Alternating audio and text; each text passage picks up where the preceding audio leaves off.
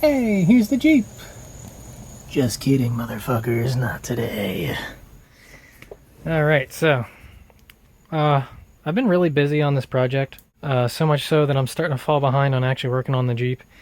I've got pretty much everything done that I want to. It's drivable right now. The only thing that's really left is hooking up the air conditioner. But this project has been consuming my life for the past month and a half.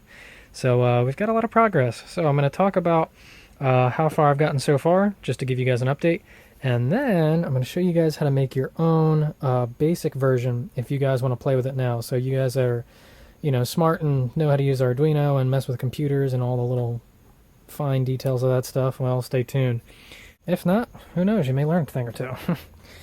Okay, so let's see. Last time I sent a video, you guys were used to seeing the big old Arduino Uno. This guy. So, yeah, we've moved to a smaller territory now. So I've been trying a couple different boards out here. Okay, so we got a couple boards here that I've been messing with. The first one is the SparkFun Pro Micro. Now this uses a different processor than the normal ones. This is the 32U4, I think, or something like that. Yeah. Now the special thing about this one is it has the USB built into the main microprocessor, so there's not a separate chip that does the talking to the computer. And you'd think that that would be better, and it's cheaper, which would have been nice, because this was like one of the cheapest boards I could find. But it causes other issues with the programs, so when running serial, stuff like that, and just talking to the computer, it opens up a different serial port when it uploads code and all kinds of weird things, and it's a little bit of a pain in the ass. But the biggest downfall is the voltage regulator. It's only good up to 12 volts. So, when I was running it with the car off, it was running fine. And the second I started the car, I blew the fucker straight to hell. I don't know, something shorted out or melted, I don't know, and the chip just overheats, so yeah, that one's kind of dead. Oh well. Interesting while it worked. So, after the SparkFun, I decided to check out some of the Adafruit versions. So we have the Pro Trinket, and we have the Metro Mini. Now, I haven't got to play with the Metro Mini, it just came in. The Pro Trinket is interesting. It uses the same processor that the Uno does, so that's good for us. That means that things are a lot more compatible. It's the P328? What is that thing? I don't know. Anyway, I'm pretty sure it's a 328p or something like that. It's the standard board, so that means that sketches will run on this, without having to mess around with them. The only downside to this board is that in order to keep the price down, they actually took off the serial. I don't know the specifics, but basically you can upload code via the USB, but that's it. You can't do any communication to the computer with it, so there's no serial in or out to the computer. But that's fine for what we're doing, because we're outputting stuff to a display, so we can just use different pins. And that's where the Metro Mini comes in. Is I want to play with this and see what kind of capabilities this is. Hopefully this is just like a mini Uno. So we'll get a good form factor, but we can also get some serial output if you want to see data on a computer. So I might make a upgraded version that has this board in here, if I can get this to work and it's easy to work. So that way you can upload things to the computer and, read data and debug and all kinds of cool stuff like that. But for now, we'll stick with the tiny one. The other benefit is that these guys, the regulators go up to 16 volts. So unless your alternator is being like stupid and pumping out way more volts than it should, this should be okay. But for safety reasons, I might put a beefy voltage regulator in there that's good up to like 26 volts or something like that. Just to make sure that these things last. But yeah, so that's it for the boards right now. Every single board is different. I tell you what, for working on these things, until you get the thing, you have no idea what to expect. And with this one, it's interesting. In order to upload code, you have to push the button to reset it, and it'll go into like the bootloader, and it waits 8 seconds for code to be received. So within that 8 seconds, you have to upload it, and then it'll receive it. So that was a bitch trying to figure that out, because I didn't see that anywhere on the website, but that's how you do that. Most of the other ones, you plug it in, you just push upload and it does it. But this one, since there's no serial communication, it's a little weird. Anyway, enough blabbering about the boards. So, here is the circuit board that I've been working on. So I just printed it out. I was using a fritzing. So I'll show you a quick thing there. So this is hopefully my board. So if we view from the top, you can see all the top things like that. We got our, our switches and things like this, and then the screen will mount up here. I had to use a generic thing because the screens that they had, it had a top and bottom, and I don't need the bottom pins. And then we go to the bottom. This is where all the components go. So your resistors, transistors, voltage regulator, LEDs, crap like that, and the main board will go on the back. So that's that. So that was interesting. I tried the auto route and that didn't work, so I had to do it by hand, but it looks a lot better. Alright, so this is what it's going to look like.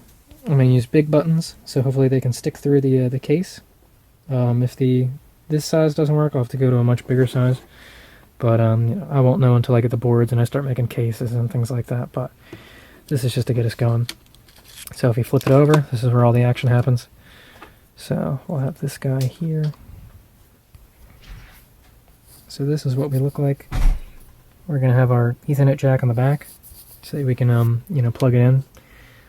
We got our transistors and our resistors and our main board and all that. So we'll have the USB on the bottom. I'll have to make a hole or something for the reset, but you won't need this unless you plan to upload your own code. So I'll be working on something like that, maybe an access door or some crap. But anyway, that's where we're at so far for production units.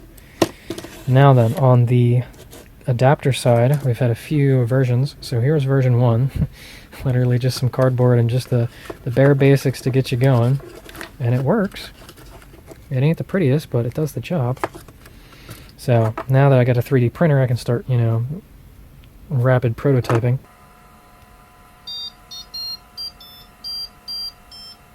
So this is I don't know how you say it, a kitty, a cootie, it's a QIDI, Quiddy Tech 1.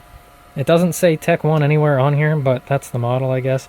It's a knockoff of the FlashForge Creator Pro, which was a knockoff of a MakerBot Dual or something. I don't know, but I think it's funny that it's a knockoff of a knockoff. So this thing ran me $700. The FlashForge is $900, and the MakerBot was over $2,000. So you're saving quite a lot of money, and it still works pretty well. So you got your main build plate and extruders, and it pumps out the plastic, and it does all this stuff. And if you come back here, you got your rolls of filaments. So you got black and white, and it just kind of does this little thing. So I might show you a little clip of what that looks like. If you've been following my Instagram or my Facebook, then I've posted little things here and there, but this thing's awesome. But like I said, this is going to get its own video because there's so much crap. Oh my goodness. So yeah. So this was version 1. I actually found out that the 3D design file for this Molex connector is available, online right off DigiKey. So I downloaded it and converted it, and I can print them out now, which is cool as hell. So yeah, this is the version you can buy for 50 cents, and this is the version you can make for 9 cents or something. I'd have to do a calculation to see, but the plastic's pretty cheap. Now, it ain't the prettiest. Obviously, I don't know if this was printed with supports and all that, but I'm still learning the ways of 3D printing. It's not at all easy, and for tight tolerances, it's a pain in the ass, because the plastic shrinks, and depending on your layer height, how much resolution you use, you'll get different shrinkages and different, just all kinds of crap, man. It's a pain in the ass to get a good, accurate print. So this one was the first one I made. It shrunk too much, so it won't fit. I made another one that does work. So the way this guy works is I just had this guy attach in here. I hate you. Alright, so it shrunk, so I can't actually put it in there, but that's, just the basic what it looked like design, and that's what I'm using in the truck now. It works, but I don't know. I don't know if I'm going to use that or not. So this is version 2 that I've been working on, so I switched to a black plastic. And I don't know, the white stuff, it's tough. Different colors and things come out differently. It's not at all the same. But this one, it's a little tight. I still have to work on the shrinkage, so I got to expand this about 1 or 2% more. But this one, the connector is in the middle now, so I don't know if I want a middle connector or a side connector, but we'll see. Depends how I want this to look. But yeah, this will push into here. And I actually made an access cover. Now this took quite a bit of modeling work and I actually copied this off of an old GameCube controller. But it has a like a latch system in here. Let me see if I can get you in there. So the way that this works is there is the lever here, and then we have a shoulder back there. So what happens is that shoulder is positively retained by having this smaller opening at the bottom. It allows this to fall down, and it holds that shoulder in place. So it's a spring-loaded kind of dealio. Oops, come here, you bastard.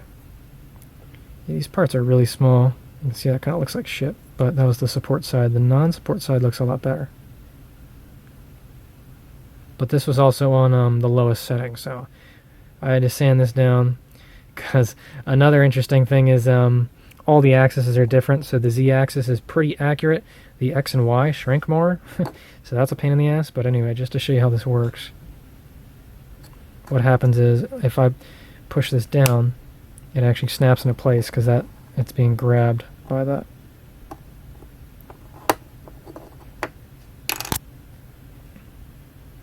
So yeah, that's our little access door right there. So now you can get to your pins and solder and all that stuff. And then when you're done, you just put the cover back on. Tell me that's not fucking cool. That took a lot of work. I'm surprised it worked on the first try. And the text needs to be a little thicker. It looks really goofy. I should hold it at an angle. Okay, so there you go. That's the adapter side. So now I'm going to show you what's going on the software side. So let's hook you up and take you outside. Okay, so here we are inside the truck for a change. So I got an Ethernet cord. This is a 15-footer, and this is probably way too long. Like, you could probably plug this in and, mount it on the back window if you wanted to. So I'm going to go with something a little smaller, like a 13 or a 12, because I don't want you to deal with, a whole lot of extra. So you could very freely mount this anywhere you wanted. Okay, so if you notice when it started, there wasn't a splash screen. So here's something. We've got menus now, baby. This right here is version 6. Or I guess I should say 0.6. We're not quite in the, a full thing, but we've got menus. So with the splash screen, we can turn it on or off if we want. So if we reset it now we have a splash screen. So I gave you that option because, after all, I'm sure you know who the hell makes the thing, so you can just skip through real quick and see the things as they show up, which is cool. I've also added update speed, so the actual things on the screen, you can slow them down or speed them up or whatever if you want. So that's all I got for right now. Along with that, we also have our display options. Now they're in their own little menu, so you got your color, you get your custom color, and your backlight.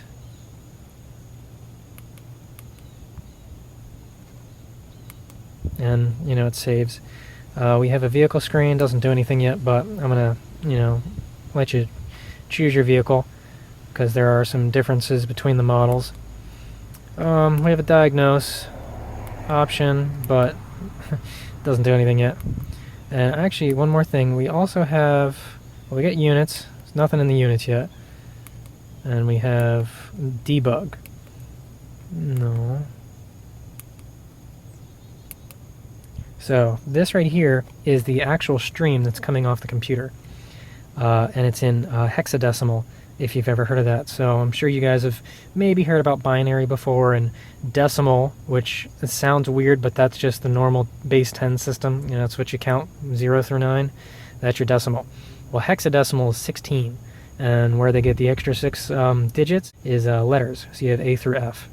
So if you look here, like FF is actually equal to 255, and things like that, but every 2 digits is a number, so we get number 1, number 2, number 3, number 4, and all that shit. And there's 2 pages of this. So this way, if you're ever having issues, or I'm not sure what's going on with the stream, we can look at this and figure out, make sure it's finding the right position every time and shit like that. It's been doing a lot of weird things lately too. The stream has changed size. It went from 31 to 32 bytes, and at one point I was seeing 36, so I don't know what the heck it's doing. I'm gonna have to work on that. So right now, when it's off, it likes to be at 32 now, so I don't know. Anyway, so yeah, there's gauges. Let me start this thing up so we get some cool data.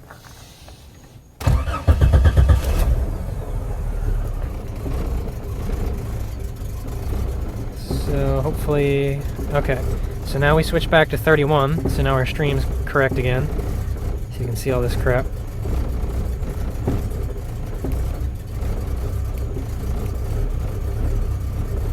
So you can tell we're in open loop right now.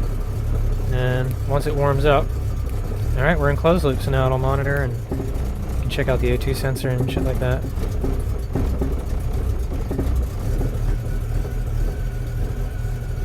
But once it throttles out, it's fine. So, yeah, you got all kinds of crap that you can look through. So we're getting somewhere.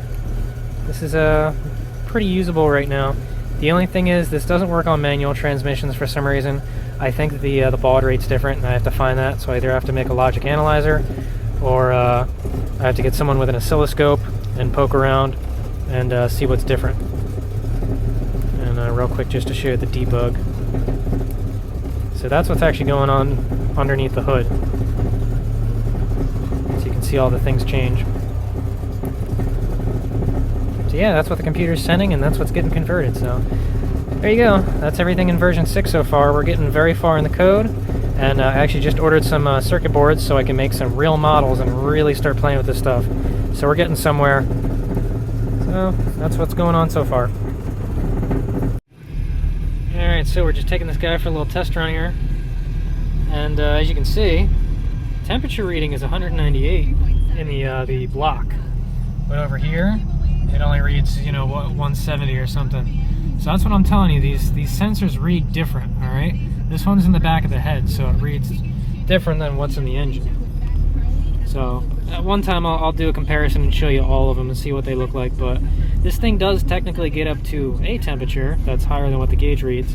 I've only been driving this for like less than 5 minutes, so yeah. So here's another one. Check out the oxygen sensor. This is really cool. You can actually see it go between high and low, swing between, you know, rich and lean, and actually watch it go. It's so cool to watch. It literally just swings up and down and up and down. It's damn near spot on each time. It's like so fucking cool.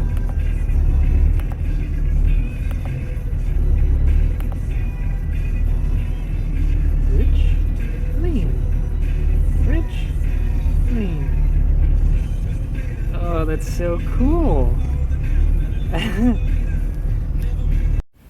Alright, so that's pretty much everything for now. So a couple questions. Would you rather have the connector sideways like this? Or would you rather have it facing forward like this? Now this one is going to be enclosed just like this one, so you know it's not going to be as open. It's going to have a whole shell and everything. But I don't know, maybe I'll post a picture of them when they're, you know, fully completed. But that's the two designs I got so far. And also, what do you think the connector should be? Should it be a more standard traditional white, or do we want it to look cool in black? Now, yes, I could possibly mix and match the white and the black, but let's not make this overly complicated.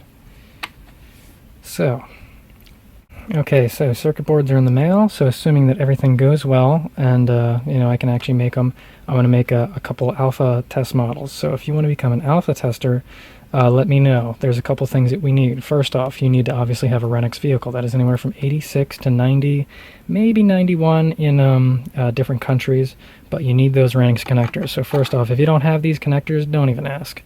I appreciate the help, but you ain't gonna help if you don't have these. Second off, I need different models, I need different years, I need different transmissions, alright? So, you know, if you got like an 86 and you got an auto and you got a 2.5 or something like that, let me know what kind of engine, what kind of year, what kind of truck, all that stuff. Let me know what you have. so that I can figure out who I want to send these to. On top of having different vehicles and different combinations, you also need to be kind of good with a computer. If any of this stuff makes sense to you, that's very good. Most of the stuff that you're going to have to do is I'll give you some code that you'll have to upload. So real quick, I'll bring you over. So this is what the code looks like. So you'll get a little file. The Arduino IDE is free online, so you can just download that, but you'll just get code, and it's got all this. So all you do is open it, and it'll bring you this. And for the model that I'm using, you'll have to change, so I'll show you how to download the new boards, but we will change over to an Adafruit Pro Trinket 5V USB, and programmer will be USB Tiny ISP, and then all you do is upload the code, and I'll show you how to do that. Okay, so I'll plug this guy in. Alright, so you notice that the lights start pulsing slowly. That means it's good for an upload. So we can come over here and upload, and hopefully we don't see any errors. And it's connecting, writing, and it's done. Okay, so there we go. Now it's updated. So, as long as you think you can handle that, then hey, you'll probably make a pretty good update. Also, you gotta communicate with me and let me know what you think of the physical design, the menu layout, things like that, little things, Sometimes I can change the speed or the layout or colors or designs or, so I need a lot of feedback from stuff like that. So if you're slightly computer capable and you'd like to become an alpha tester, let me know what kind of truck you have, and, we'll talk some more. You will have to buy the models outright. They'll be at base price. You're not really paying for any upmarket. It's just the parts and me putting it together. So it'll be rather cheap, but, talk to me, let me know. As for everyone else, we're moving on pretty well. So, again, check the Facebook, check the Instagram for any updates and other stuff. So, till then, next week I'll show you guys how to make your own basic version, if you'd like. It's very long and very complicated, but hey, if you follow along, you could try some of these out yourself. So, all right, until next week, have fun.